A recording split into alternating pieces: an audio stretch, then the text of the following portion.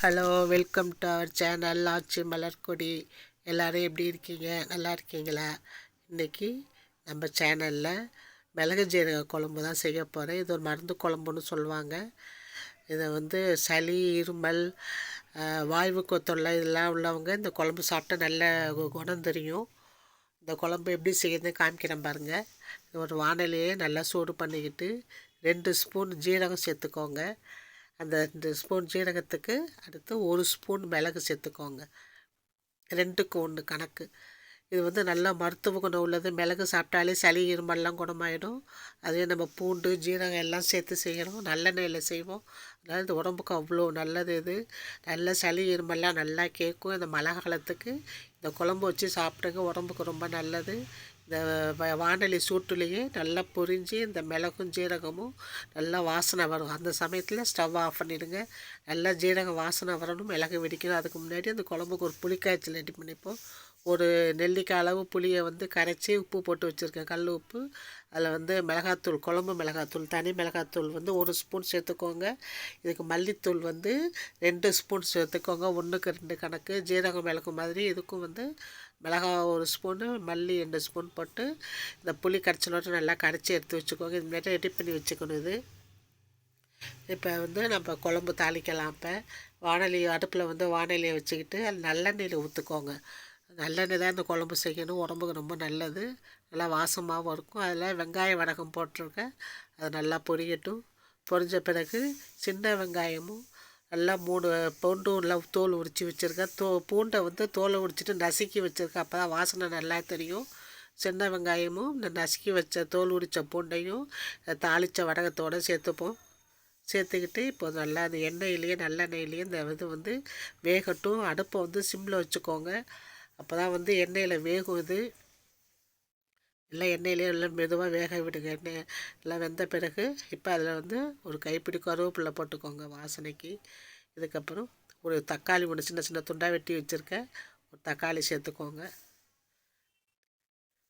இந்த குழம்பு வந்து இந்த மலைக்கு சாப்பிட்டிங்கன்னா அவ்வளோ நல்லாயிருக்கும். ஒரு சுட்ட அப்பளமும் இந்த குழம்பும் வச்சு சாப்பிட்டிங்கன்னா இது நல்லா சளிக்கும் இந்த இருமலுக்கெல்லாம் இது நல்லா கேட்கும். இது உடம்புல வாய்வு பிரச்சனை உள்ளவங்களும் இந்த குழம்பு சாப்பிட்டா நல்லா பூண்டு நல்லெண்ணெய்க்கு இந்த வாய்வெல்லாம் நல்லா சரியாயிடும் உங்களுக்கு.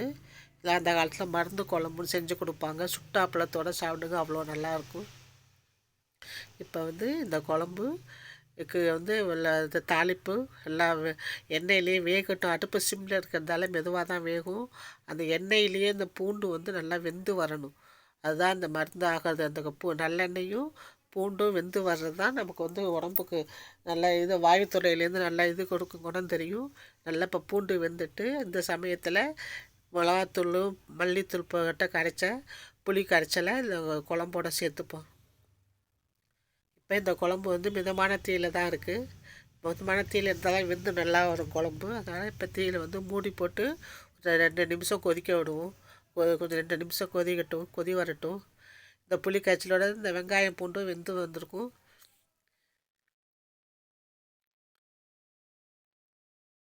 ஒரு 2 நிமிஷம் ஆகிட்டு இப்போ எடுத்துட்டு இப்போ நம்ம வந்து வறுத்து வச்ச ஜீரக மிளகை வந்து மிக்சியில் வந்து அடித்து பொடிச்சு பண்ணி வச்சுருக்கேன். இப்போ அந்த மிளகு ஜீரகத்தை அதில் சேர்த்துப்போம். இதுதான் மருந்து. அதான் மருந்து குழம்புன்னு சொல்லுவாங்க. இதை மிளகு ஜீரகம் குழம்பு, பூண்டு குழம்புன்னு சொல்லலாம். ஆனால் இது நிச்சயமாக மருந்து குழம்பு தான். அது சளி இருமல் வாய்வுத்துறையெல்லாம் நிற்கிறதால நிறைய மருத்துவ குணம் கொண்ட குழம்பு. இப்போ வந்து நல்லா ஒரு 2 கொதி வந்த குழம்புல மிளகு ஜீரகத்தை தூள் பண்ணி போட்டிருக்கேன். அது காரம் இருக்குது, லேசாக காரமாக தன்மையாக இருக்கிறதுக்காக ஒரு துண்டு வெல்லம் கட்டி போட்டிருக்கேன். இந்த குழம்போட அந்த காரம் வந்து பேலன்ஸ் ஆகிடும்.